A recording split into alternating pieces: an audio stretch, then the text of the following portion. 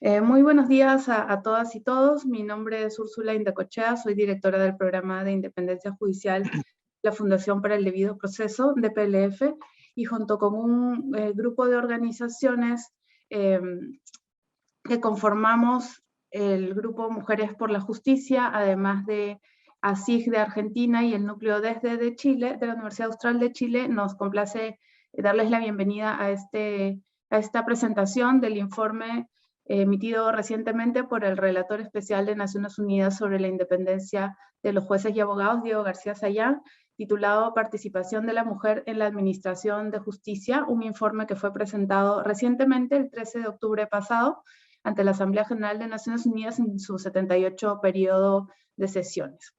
Tenemos el gusto de contar con el relator para que él mismo nos pueda comentar el contenido de su informe y un panel de 3 mujeres que presentaré seguidamente y que comentarán el informe desde sus perspectivas y realidades. Tenemos a la profesora Yanira Zúñiga, que es directora del Núcleo de Investigación de Estudios Interdisciplinarios en torno a la desigualdad y los derechos humanos de la Universidad Austral de Chile. Tenemos también a la jueza Erika Rodríguez, es jueza del Tribunal de Enjuiciamiento de Oaxaca y además una jueza que ha llevado un importante y muy visible litigio sobre el tema de la paridad en los tribunales mexicanos. Y finalmente tenemos a la profesora María Natalia Chegoyenberry, que además es abogada y psicóloga e investigadora de la Asociación para la Igualdad y la Justicia de Argentina, ASIG. Bienvenidas las 3, bienvenido relator, y le damos la palabra para que nos pueda comentar el contenido de su informe. Muchísimas gracias, Úrsula, amigas que están participando en el panel, también mi agradecimiento, mi felicitación por organizar este encuentro para poder entrar más en profundidad a este tema que es tan importante. En un contexto en el que la mujer que ocupa posiciones en la justicia felizmente no es marginal. Hay juezas y fiscales correctas, sólidas y valientísimas que están desempeñando funciones fundamentales para la defensa del Estado de Derecho en varios de nuestros países, algunas de las cuales, como es el caso de varias magistradas, por ejemplo, de Guatemala, han tenido que sufrir ya las repercusiones de haber pisado la cola del tigre y tienen que estar hoy en los hechos en el exilio en los Estados Unidos, como ustedes lo saben muy bien, ¿no? De manera que no estamos hablando de personas que son marginales en los sistemas de justicia del mundo o de América Latina, sino que son esenciales, pero que dentro de eso hay problemas serios para el acceso, para una adecuada presencia de mujeres en los sistemas judiciales y en las fiscalías. No me he circunscrito solamente a los sistemas judiciales, sino también a las fiscalías, porque en un sentido amplio, las fiscalías son también parte de los sistemas judiciales. Por supuesto que en el camino apareció el tema de Afganistán. Cuando ya el informe había sido presentado, tenía que ser presentado con bastante anticipación por todos los vericuetos administrativos de Naciones Unidas, pero como lo dije en la Asamblea General, expresé no solamente mi solidaridad con las mujeres juezas, fiscalas, abogadas y estudiantes de derecho que estaban ya siendo acosadas, perseguidas, atacadas e impedidas de desempeñar sus funciones, y hice un llamado a la comunidad internacional para que se les apoye. Me alegro que, si no todas, por lo menos algunas, han conseguido asilo, refugio. Hubiera sido deseable una presencia mucho más masiva de los países occidentales, de Europa, de Canadá y de Estados Unidos, pero igual quiero expresar mi reconocimiento a respuestas que sí se recibieron. El informe sobre la presencia de la mujer en los sistemas judiciales y fiscalías puede sonar a algunos como secundario, accesorio, frente a dramas que están hoy día justamente poniendo en tela de juicio la propia vida de jueces y juezas en diferentes países del continente. Sin embargo, dentro de los aspectos centrales de una sociedad que respeta los derechos humanos es una adecuada participación de género en los distintos niveles. Nosotros partíamos de una suerte de intuición de cómo estaban las cosas a partir de los hechos que uno conoce, de las comunicaciones que uno recibe, pero era muy importante para un informe global tener mucha información de conjunto sin tener las herramientas presupuestales ni administrativas para hacer una investigación de campo. El relator trabaja solo, tiene un apoyo marginal de la Administración de Naciones Unidas. Ahora, felizmente, desde el último mes hay una profesional de calidad y de peso apoyando a la relatoría, pero se cuenta mucho pues con la voluntad de gente para poder enviar información. Entonces, lo que hicimos, lo que hice es publicar un cuestionario con una serie de preguntas muy precisas para recibir no solo información, sino apreciaciones, sugerencias. Y estos cuestionarios muchas veces no reciben una respuesta masiva y realmente he visto en comparación a otros haber recibido 60 respuestas sustantivas de organizaciones de mucho peso. Es algo que me ha dado una herramienta de análisis sumamente importante. Y luego, gracias a que ahora hemos perfeccionado las herramientas de comunicación a través del Zoom y de otros medios informáticos, ha sido posible realizar varias reuniones regionales con juezas, juristas de diferentes partes del mundo, en el África, en el Asia, en América Latina, en Europa, no solamente la Europa occidental, sino también la Europa nórdica, la más perfecta en materia de respeto de derechos fundamentales. Y de esas reuniones y de esas respuestas a los cuestionarios, sale primero una conclusión central, ¿no? Que no la he puesto así en el informe, que es que los problemas que se enfrentan en países que en apariencia tienen una política institucional y una historia de respeto de los derechos humanos muy diferentes entre sí, hay sin embargo semejanzas importantísimas entre uno y otro país en situaciones que aparentemente no existen. Por ejemplo, fue para mí muy sorprendente en la reunión con las juristas y abogadas de los países nórdicos, ¿no? Encontrar que los problemas que manifestaban sobre dificultades de poder acceder a altas funciones en la judicatura por los requerimientos que se presentaban, por las dificultades prácticas y presupuestales que había de poder cumplir esos requerimientos, hacía que hubiera una discriminación en países en los que en apariencia esa discriminación no existe o es bastante menor. Entonces, eso me pareció un elemento muy importante destacar en un contexto en el que las cosas pues no son blancas o negras, ¿no? Sino donde hay un dato de la realidad que es importante mencionar en primer lugar, como lo digo en el informe, que en prácticamente todo el planeta hay un aumento gradual importante de la presencia de mujeres en la judicatura y en las fiscalías. En Europa la media es alta del 54%, en las Américas tampoco es desdeñable, del orden del 51%, y mucho menor en Oceanía, 31%, en África, 30%, y en el Asia, 29%. Esto en promedios, ¿no? Porque evidentemente hay países como Arabia Saudita y algunos otros que se guían por la tradición islámica en donde la presencia de mujeres es, sí, completamente marginal, prácticamente irrelevante. De manera que mujeres sí hay en la judicatura en el mundo y hay en proporciones bastante relevantes y me atrevería a decir respetables. Esta es una parte de la realidad, ¿no? Y esa lo vivimos nosotros en América Latina como una realidad también felizmente viva, ¿no? Muy distinto al panorama que pudiera existir hace 30 o 40 años. Sin embargo, yo puse en el informe énfasis en tres datos que sí eran y son preocupantes. El primero es fundamental, que cuando se asciende en la escala profesional, el número de mujeres en puestos de dirección o de alta jerarquía se va reduciendo de manera considerable.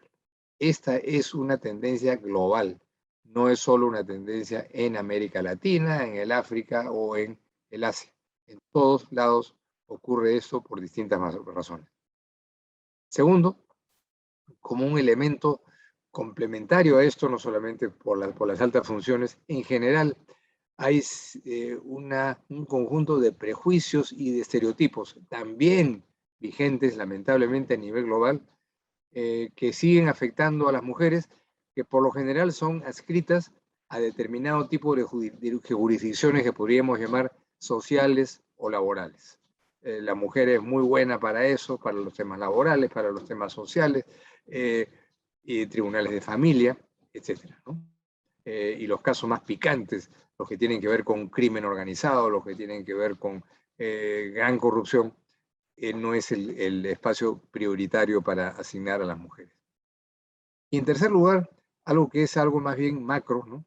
Las condiciones de trabajo y de ascenso dentro de las carreras judiciales y fiscales están diseñadas de tal manera que hay un impacto diferenciado en perjuicio de las mujeres y dentro de ello en perjuicio de las mujeres que tienen menor capacidad económica y menores posibilidades de compaginar su actividad laboral con demandantes cargas familiares y con una serie de requerimientos adicionales, cursos fuera de las horas de trabajo, exigencias académicas de posgrados y doctorados que habría que ver hasta qué punto son tan relevantes y esenciales cuando de lo que se trata es tener un juez o una jueza que sea fundamental para el respeto del Estado de Derecho, y muchas veces los doctorados y la academia no necesariamente fortalece las cosas en esa dirección. Entonces, con esos tres aspectos, hay dos grandes problemas que saltan a la vista, digamos, dos grandes retos que saltan a la vista. Primero, que esto no tiene que ver solamente con el sistema judicial, ¿no? O lo que hay en el fondo, el gran telón de fondo, es que en la mayoría de países son débiles o inexistentes políticas públicas explícitas y sostenidas para expresar la voluntad política e institucional de la presencia de la mujer en las distintas instituciones públicas para asegurar la igualdad real y no discursiva, el equilibrio de género en todos los aspectos de la institucionalidad pública. Y dentro de eso, naturalmente, la carrera judicial. Entonces, lo primero es que, bueno, no hay una respuesta que pueda decir, bueno, la respuesta para lo judicial puede ser esta, si se prescinde de una visión de conjunto en la que tiene que haber una política pública coherente, que en ese sentido no es algo que es generalizado.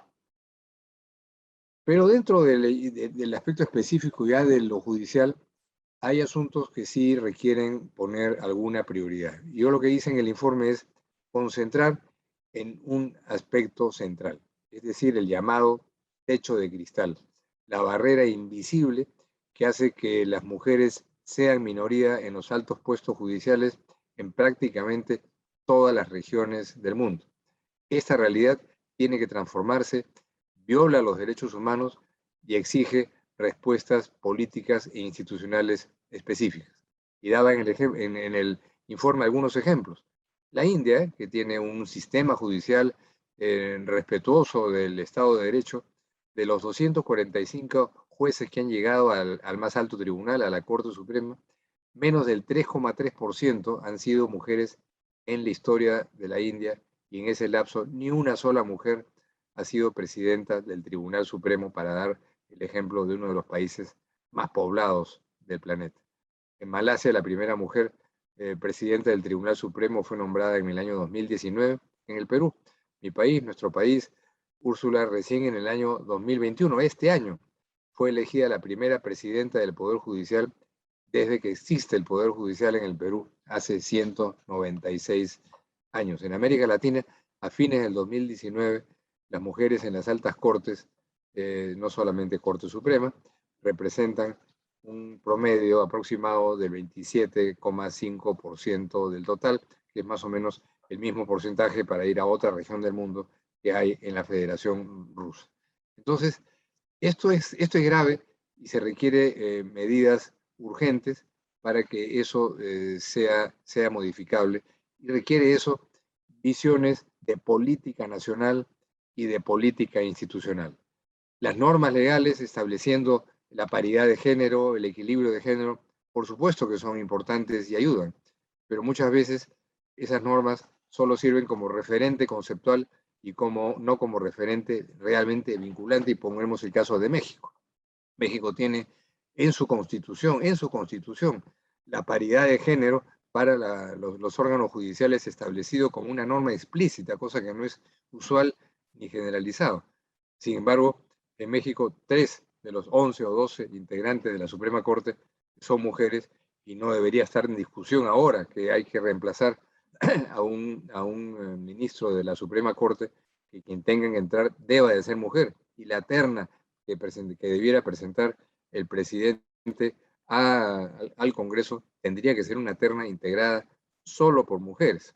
Es una cosa elemental porque no es cuestión de poner a mujeres por mujeres, sino a altas calificaciones de mujeres que hay en la Judicatura de México, por supuesto, no están en discusión.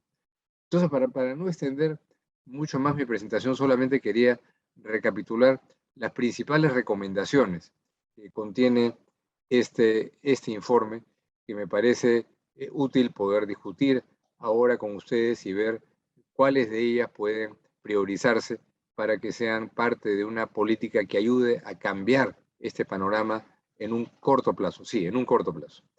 Primero, que dentro de los objetivos de desarrollo sostenible se hagan todos los esfuerzos para que de aquí al año 2030 haya paridad de género en todos los altos cargos en la judicatura y la fiscalía. Que el 50% de los altos cargos de la judicatura, Supremas Cortes, Cortes Superiores, tribunales constitucionales y la fiscalía estén ocupados por mujeres. Esto tiene que ser, en mi propuesta, un tema fundamental para que haya una supervisión de lo que están haciendo estas instancias que seleccionan y de manera que incorporen esto entre los objetivos de política institucional. Segundo, el tema de las cuotas, que es un asunto, digamos, peleagudo. Hay gente que está en desacuerdo con el tema de las cuotas, pero sí, no hay otra manera de avanzar de manera acelerada sin un sistema de cuotas que no sea meramente simbólico o que exprese un porcentaje, como lo dice de paridad en la Constitución de México, pero que no se cumple. Cuando presenté este informe en la Asamblea General, todos los países expresaron su respaldo a esos dos primeros objetivos que estoy mencionando, salvo uno, que expresó su discrepancia con el tema de las cuotas, que era el representante de la Federación Rusa. Yo le respondí que perfectamente podía alguien discrepar con el tema de las cuotas si es que tenía un sistema mejor. Y que obviamente yo entendía que esa discrepancia de la Federación Rusa no era contra el principio de la equidad y paridad de género, sino contra el procedimiento, y eso ya no recibió ninguna réplica. Bueno, si hay otra manera a través de la cual se pueda eso concretar, no hay problema. Pero hay que incentivar, no solamente decir, bueno, que existan las cuotas, hay que incentivar, hay que promover que las mujeres se presenten a estas altas funciones, que no se pongan requisitos que puedan ser excluyentes. Eso es parte de una política pública que tiene que cambiar.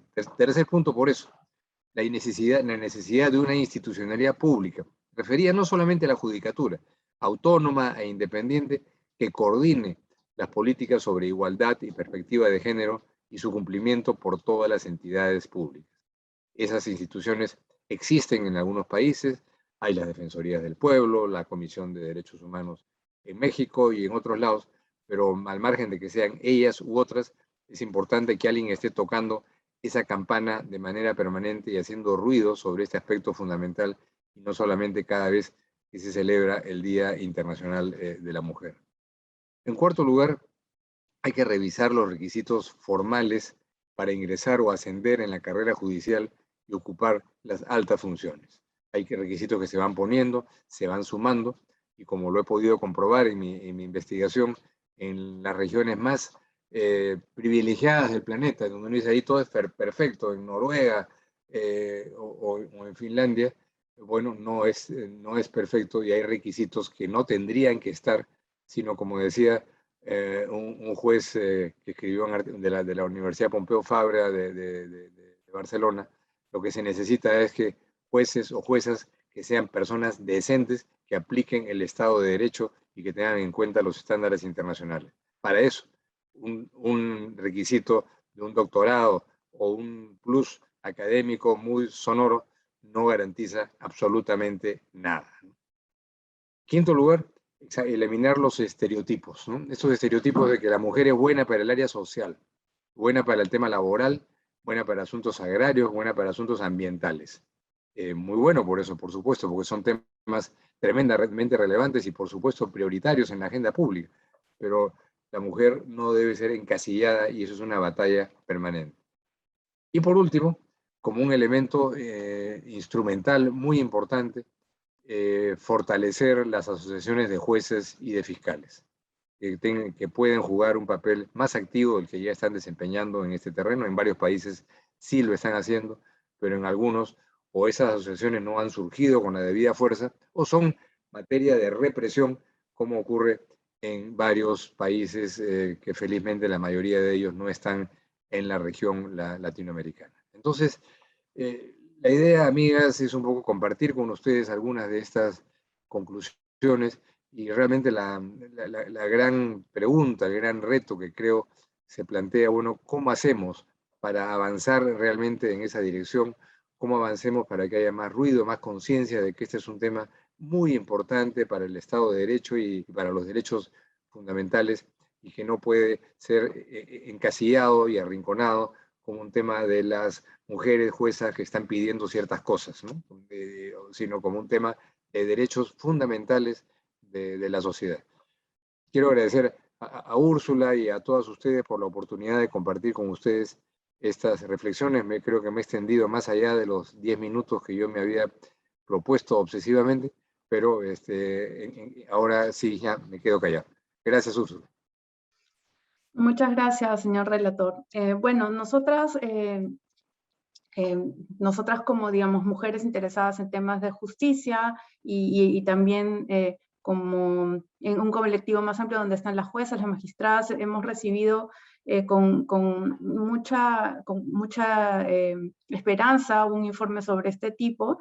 Nos toca ahora comentarlo. Yo quisiera realizar solamente algunos comentarios de las cosas que me parecen positivas, pero sobre todo aquellas cosas que han aparecido en el informe, que no habían aparecido en informes anteriores y que me parecen novedosas. Primero, bueno, el tema que este es un problema estructural, ¿no? No es un problema de la jueza que no pudo entrar porque no tenía suficientes méritos o de la que no pudo ascender, sino es un problema estructural que bien lo dice el informe desde el inicio y por lo tanto requiere soluciones de carácter sistémico y también estructural.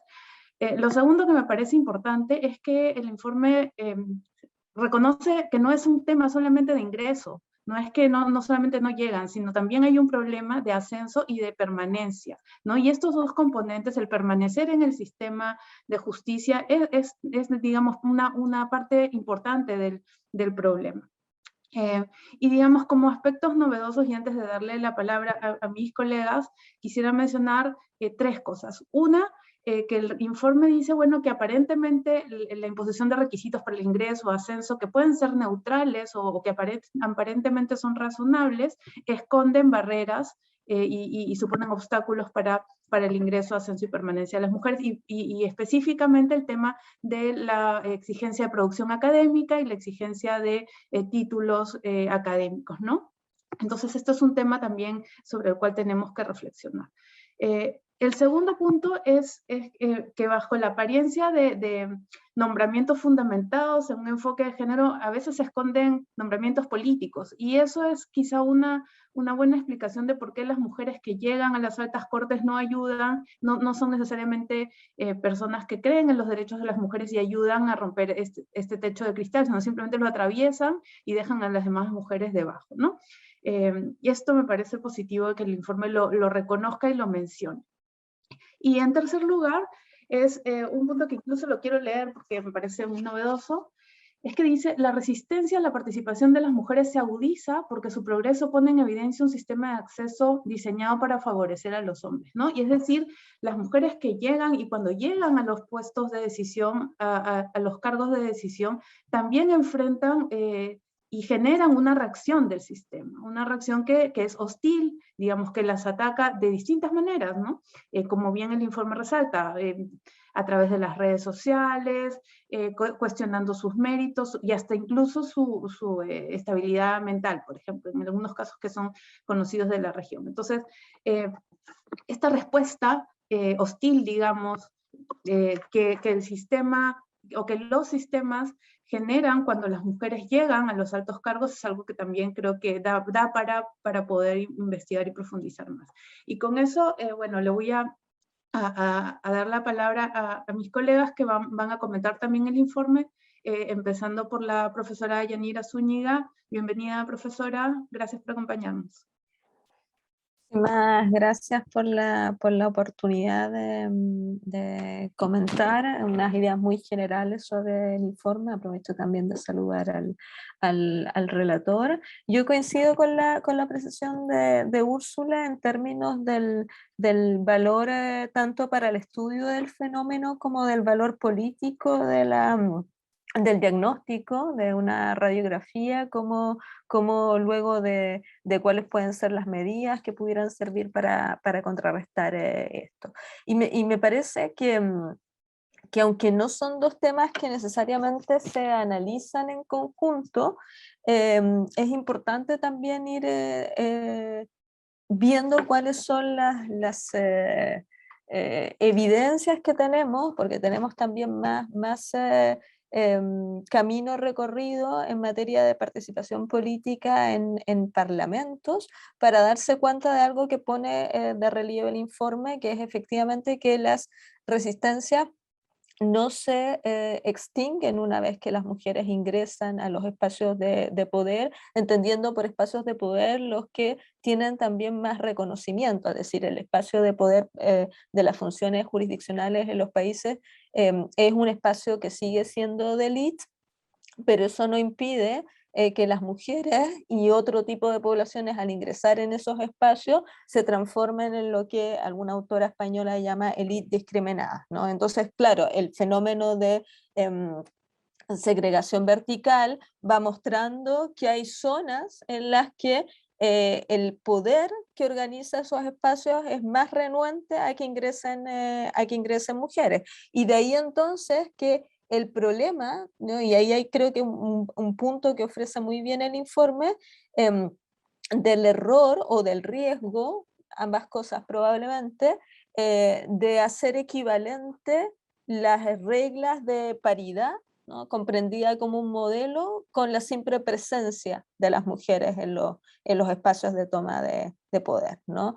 De toma de decisiones de poder. Y creo que el caso de los poderes judiciales, de los sistemas judiciales en general, son un muy buen ejemplo, porque son los casos en los que se ha producido una mayor feminización, es decir, donde las mujeres están más presentes en esos espacios y sin embargo las resistencias, en lugar de extinguirse, como decían, las resistencias se vienen metamorfoseando en formas que yo llamaría, para utilizar una expresión más propia de los estudios de género, en formas de micromachismo, de micropoder, ¿no? En el sentido de que cuesta más verlas. Y en ese sentido me parece también que el informe ayuda muchísimo a hacer esta radiografía, ¿no? Esta especie de composición de en qué consisten esas diversas formas y cómo esas diversas formas van desde hostilidades veladas hacia fenómenos también de violencia que han estado más tematizados en el plano de las violencias políticas que sufren las mujeres en los parlamentos. Pero aquí,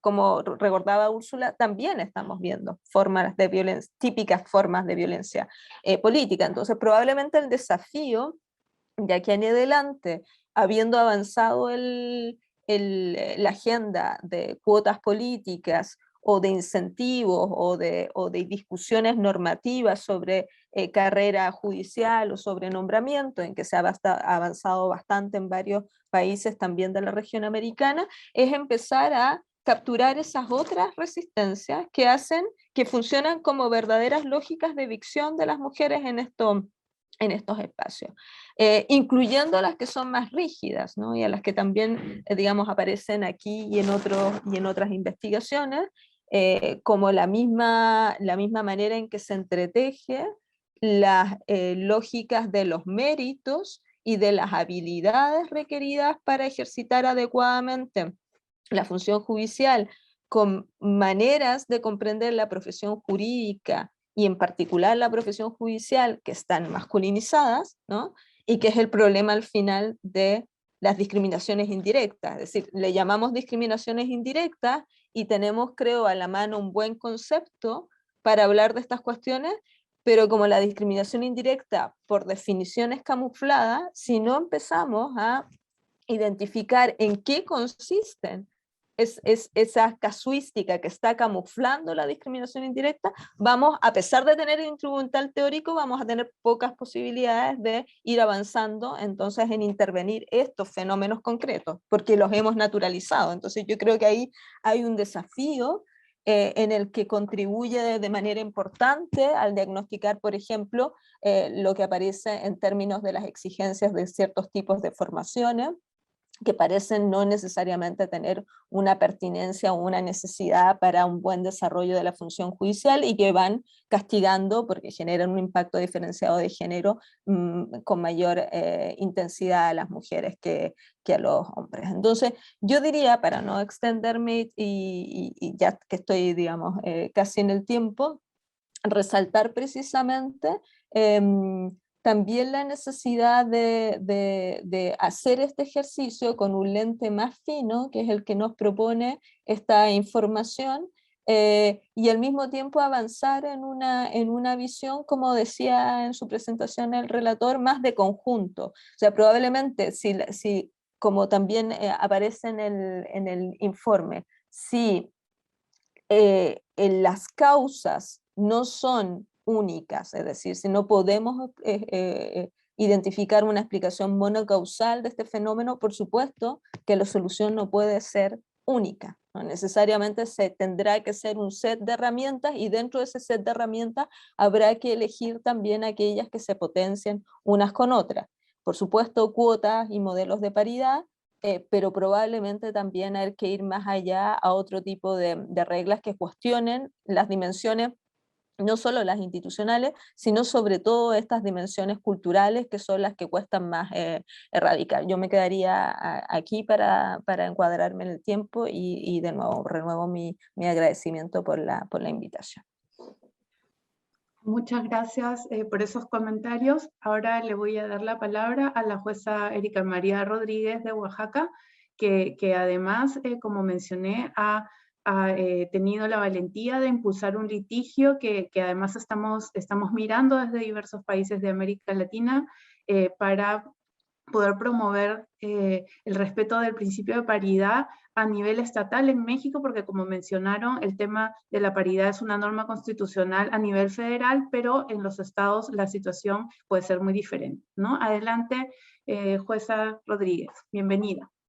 Muchísimas gracias, gracias a todas las organizaciones que hicieron posible este evento. Muchísimas gracias, señor relator, por este tiempo que nos está concediendo, porque lejos de lo que se pudiera pensar, el informe que usted presenta en esta y que se está comentando en esta mañana, resulta ser de gran importancia. Partimos de que en un estado democrático, como usted lo dijo, la división de poderes y la independencia de los mismos van a garantizar precisamente el respeto a los derechos humanos. Y si no lo respeta la autoridad y si no lo respeta el Estado, para eso están los sistemas de justicia, para que se procure y se obligue precisamente a los entes a respetar esos derechos humanos.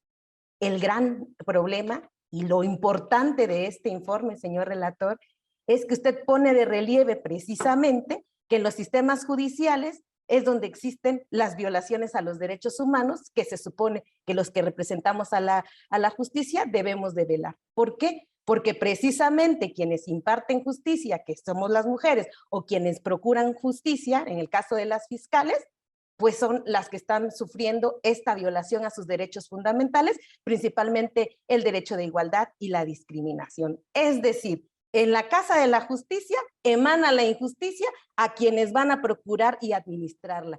Y este informe que nos está presentando el relator pone de relieve eso. ¿Por qué? Porque el relator especial reconoce precisamente en este informe que no nada más existe discriminación hacia la mujer en los ámbitos sociales, estructurales, laborales, sino que precisamente en el sistema judicial, que es en que se genera esta discriminación a través de barreras institucionales y estructurales.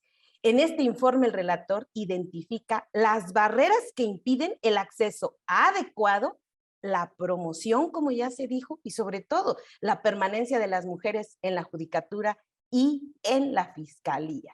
Por ello, pues, en este informe se evidencian, me parece muy importante, cuáles son las limitaciones que enfrentamos las mujeres para poder acceder a la carrera judicial. Esta discriminación contra las mujeres queda evidenciada que, no obstante que tenemos los instrumentos internacionales, las leyes nacionales, como ya se dijo, siguen existiendo un problema que es un problema estructural y sistemático. El problema no radica en la ausencia de normas, sino radica en la desigual o escasa implementación de medidas paritarias por parte de los estados. La discriminación por motivos de género es estructural y se ve reflejado en la conformación de la judicatura, como se plantea en este informe, y conforme se asciende en la escala profesional, el número de mujeres en puestos de dirección o de alta jerarquía disminuye de manera considerable, siendo esto, como ya lo mencionó el relator, una tendencia global. ¿Cuáles son los problemas principales que enfrentan las mujeres y que se plantean en este informe? Principalmente los prejuicios y los estereotipos, las dificultades para conciliar una vida personal como mujeres y profesional, la escasez de mentoras, la escasez de redes de apoyo eficaces y sobre todo que evidencia el choque con el techo de cristal. ¿Por qué? Porque existe una falta de transparencia en procesos de nombramientos. Esto se deriva de una falta de voluntad política y de instituciones de peso dentro del Estado, que son las encargadas de impulsar la participación de la mujer. Por eso es que el relator incide en que se deben conciliar los principios de objetividad, igualdad, transparencia y selección por mérito con las prescripciones y la normatividad, es decir, hay que armonizar esa normatividad, la tenemos, pero el momento es la materialización. Por ello, si bien es cierto, reconoce el relator, como ya lo mencionó, que en México, en el Poder Judicial Federal, ha emitido ya convocatorias exclusivas destinadas para mujeres para acceder a los cargos de juezas y magistradas, y que estos son acciones afirmativas para incorporar a las mujeres en altos niveles superiores en la carrera judicial. Esto es a nivel federal, como ya lo mencionó Úrsula, porque en el estado y en las provincias seguimos en su mayoría teniendo discriminación las mujeres en la conformación de las judicaturas. Las mujeres juezas, las mujeres fiscales, nos enfrentamos a los patrones patriarcales y estereotipos de género. Y estos que quedan evidenciados en este informe son uno de los grandes perpetuadores de esta desigualdad y disparidad de que hay en la proporción de juezas tanto en tribunales como en las fiscalías. Por eso el relator asevera en este informe la falta de transparencia en ciertos procesos de selección y nombramiento tanto de juezas como magistradas. Esto permite o bloquea la entrada de mujeres en la judicatura. El relator especial en este informe destaca las consultas realizadas que ha hecho con jueces y fiscales, donde ha puesto de manifiesto su preocupación que bajo la apariencia de nombramientos fundamentados en un enfoque de género, se esconden en algunos nombramientos políticos que no son compatibles con los requisitos de autonomía, de independencia o de idoneidad. Por eso el relator en este informe es importante cómo considera imprescindible fomentar la división del ámbito judicial. Esto sí es cierto, pero nunca a costa, como lo menciona, de la independencia de las personas que integran los tribunales. Los estados, por ello, enfatiza el relator y se me hace muy importante que deben de garantizar precisamente esta lucha que tenemos las mujeres contra la discriminación de género para poder lograr esta igualdad y el acceso de las mujeres al sistema judicial y tanto también en las fiscalías. Y por ello, como lo acaba de mencionar, se deben de incluir estas políticas y medidas afirmativas para poder superar ya estas barreras que tenemos nosotros identificadas.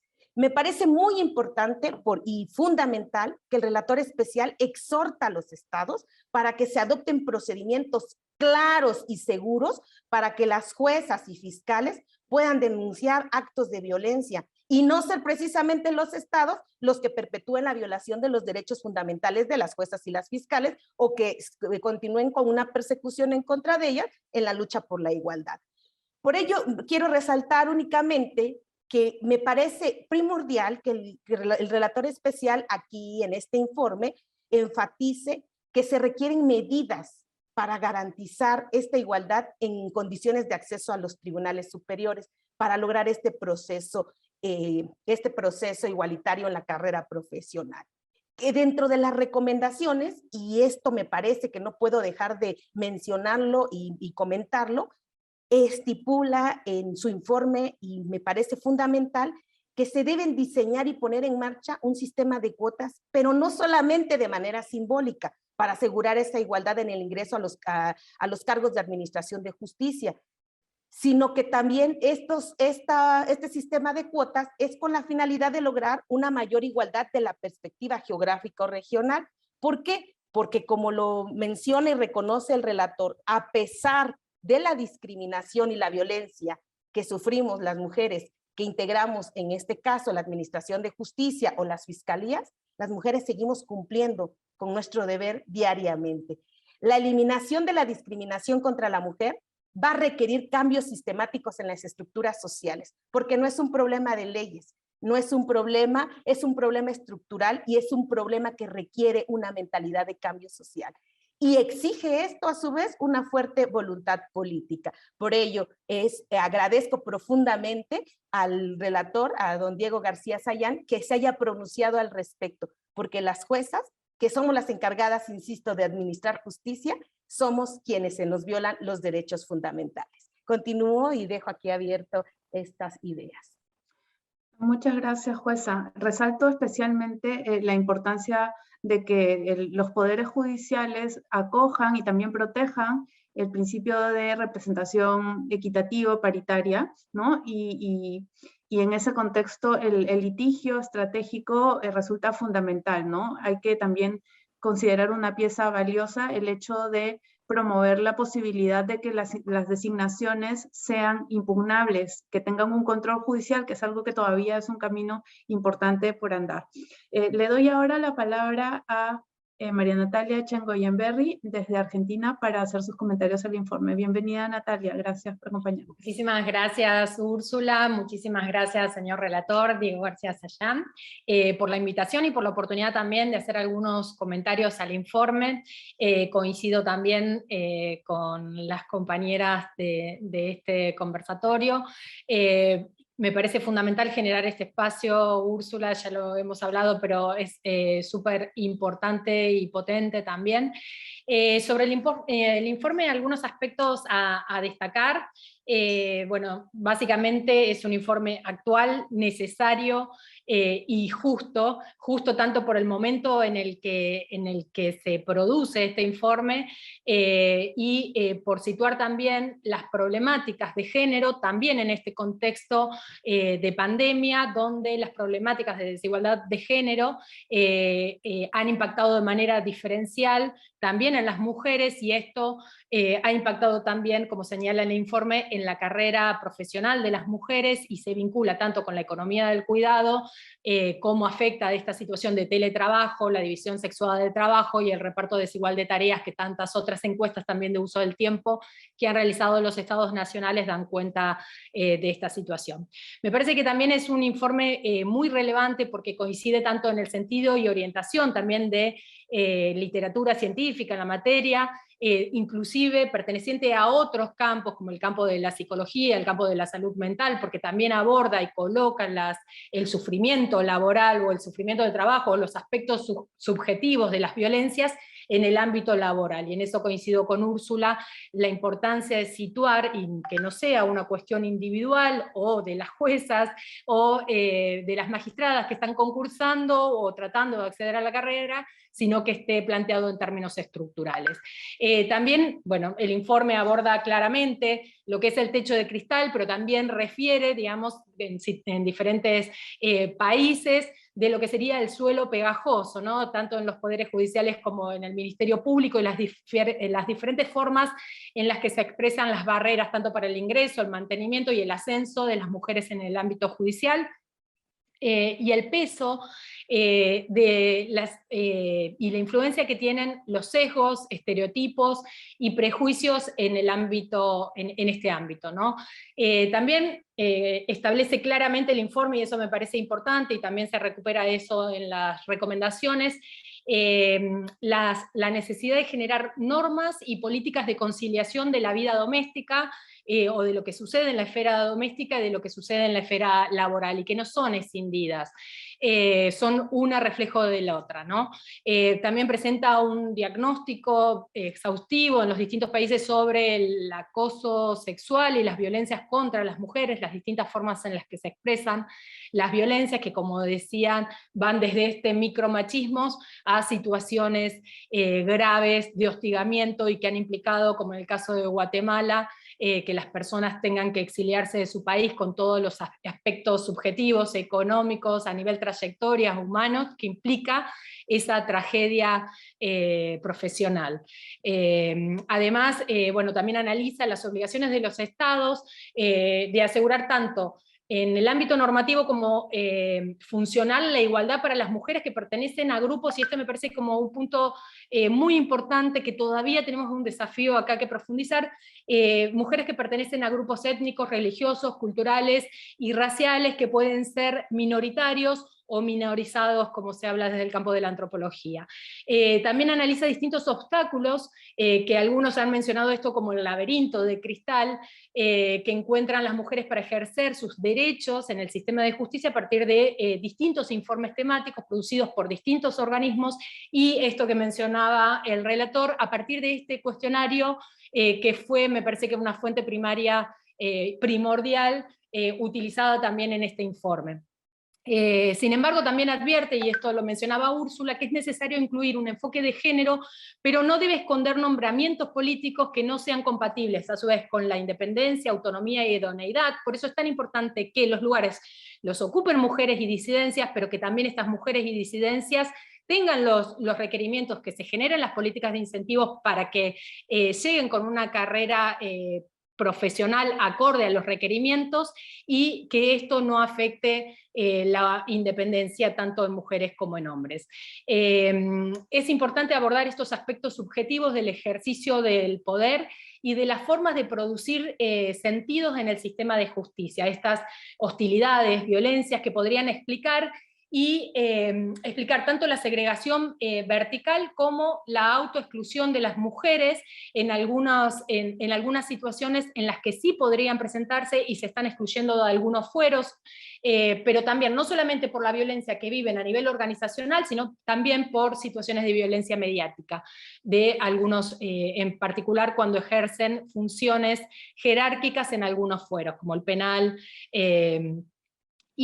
Bueno, este informe lo que destaco también que se armó a partir de un proceso participativo, generando distintas, y eso no es menor, y me parecía muy importante también destacar el proceso de elaboración de este informe, también las fuentes que se utilizaron para generarlo, y implicó también acercamientos con organizaciones, con distintos países, con universidades, y nutrirse también de distintas fuentes, distintas miradas de esta problemática, y también debatirlo en voz alta, ¿no? Con mujeres también que trabajan en la temática. Es un informe que creo que nos invita a pensar distintas estrategias también de incidencias a nivel regional, nacional, y sobre todo tenemos el desafío de pensarlas a nivel subnacional, que hay tanta diferencia en la implementación de las políticas de igualdad. También tenemos que pensar en conjunto cuáles serían esas oportunidades para implementar este informe, para lograr una amplia apropiación del informe y sobre todo la utilización de este. Necesitamos construir esta masa crítica de profesionales y operadores de justicia que reivindiquen y que defiendan el derecho de las mujeres y disidencias a participar en los ámbitos judiciales.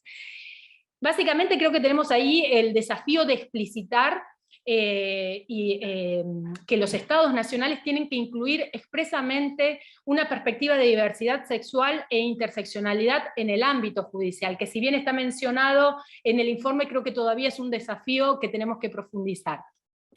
Es decir, ¿cómo podemos hacer para que las mujeres y las disidencias ingresen al Poder Judicial, ingresen a los ministerios públicos, que para el caso de las disidencias sexuales, no solamente hay una segregación vertical, sino que directamente hay una segregación horizontal, no ingresaron, no están feminizadas las bases porque no ingresaron. Entonces, ¿cómo podemos hacer para asegurar ese ingreso igualitario de las personas también con discapacidad, con personas indígenas, personas afrodescendientes, estas personas que pertenecen a una minoría étnica, grupo minorizado, pero que ni siquiera pueden ingresar? Y en ese sentido, el informe toma y recupera parte de esto en las recomendaciones, planteando este sistema transversal, estas políticas de género en todo el sistema educativo, y en ese sentido es necesario generar incentivos en los ámbitos educativos, en las universidades y en las facultades, sobre todo de Derecho, para que estos grupos y estas mujeres que tienen múltiples formas de opresión puedan llegar a ejercer en el Poder Judicial, y sobre todo los altos cargos judiciales. ¿Cómo podemos hacer para que lleguen? Y bueno, también es importante el camino, digamos, que expresan las recomendaciones que tiene este informe, que ya las comentó el relator y no las voy a comentar acá, pero sí, bueno, abordar esos aspectos que hacen que las mujeres se autoexcluyan y que también no se perciben con los requisitos como para concursar, además de todas las situaciones después que tienen que atravesar cuando se exponen a un concurso. Bueno, y finalmente me parece que el informe es un llamado a desnaturalizar las relaciones de poder imperante en los poderes judiciales, en los que se establecen estas relaciones asimétricas, desiguales, basadas en esta cultura patriarcal, que además se traduce, y ese es el problema, en las sentencias judiciales, como han demostrado numerosos estudios también, tanto hechos en el ámbito nacional como regional.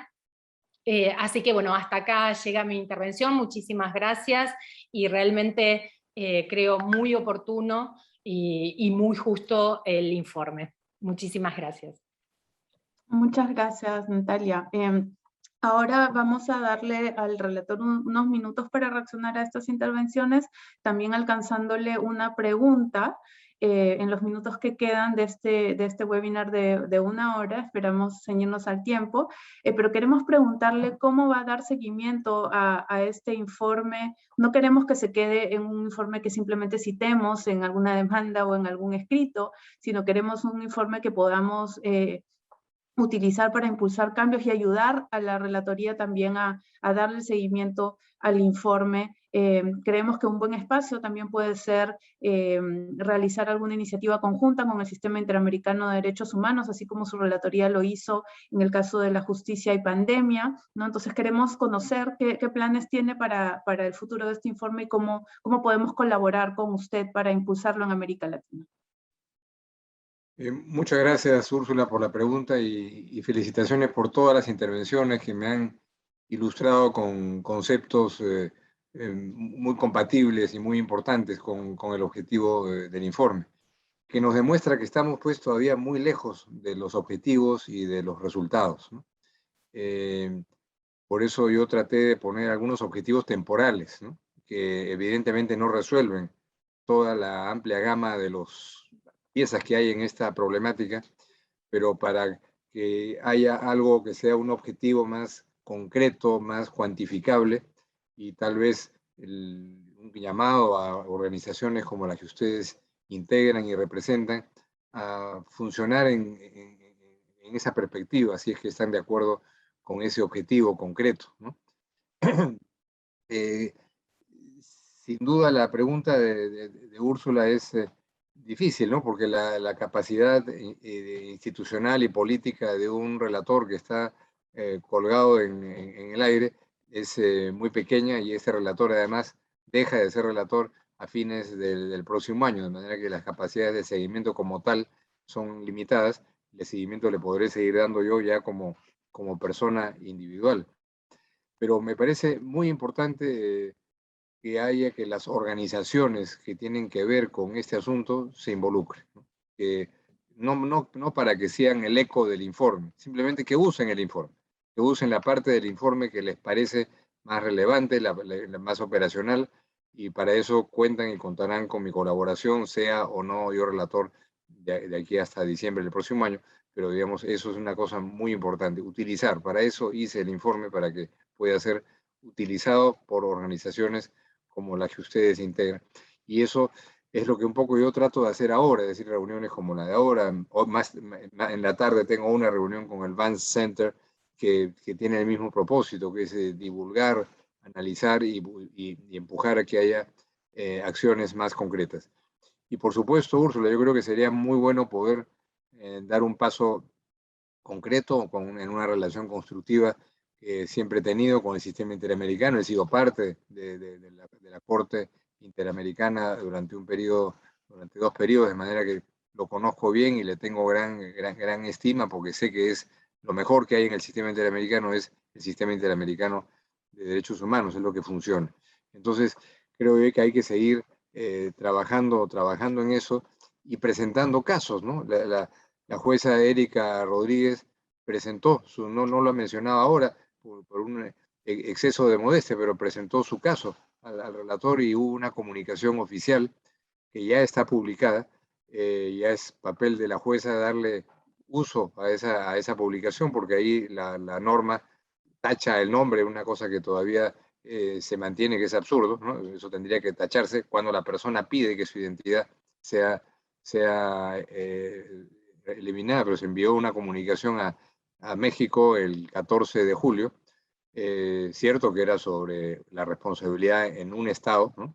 Pero nunca se recibió respuesta. Interesante, porque lo que estaba detrás del reclamo era el tema de fondo, el tema de la paridad, que está no solamente en la Constitución estatal, sino en la Constitución federal, ¿no? Que es algo que estaba siendo ahí afectado. Entonces, creo yo que recoger con la amplitud y creatividad los aspectos que consideren más útiles es algo, para eso está el informe no es propiedad del relator, ¿no? El informe es de la comunidad democrática en general, pero para lo que puedan requerir el apoyo del relator, lo tienen. Hay varios aspectos que no están en el informe, está mencionado, pero no está tratado, que han sido tratados ahora, el tema de acoso que existen dentro de los sistemas judiciales y de la judicatura que afectan a mujeres. Lo menciono, pero no es un tema que está desarrollado, pero no quisiera que eso nos haga perder de vista el objetivo de que hay que cambiar el criterio de una paridad que no funciona, ¿no? Que tiene que aplicarse, y donde no existe el concepto de paridad en las normas y en las políticas públicas que deba existir, ¿no?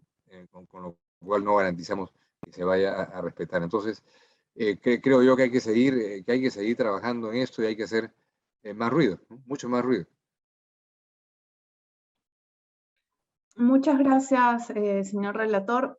Bueno, con esto vamos a dar por terminada esta jornada breve de comentarios y simplemente decir que nosotros y nosotras seguiremos visibilizando estas formas en las que las mujeres ven truncadas sus posibilidades de ingresar o acceder o permanecer en la justicia para poder nutrir, digamos, estos principios de casos y de realidades, y le tomamos la palabra respecto de su apoyo para impulsar este tema a nivel del sistema interamericano también. El Grupo de Mujeres por la Justicia está también realizando algunas acciones que en el futuro esperamos tengan algunos frutos para llevar este tema y esta discusión también a las diversas relatorías de la Comisión Interamericana, y por supuesto si algún caso llega a la Corte poder también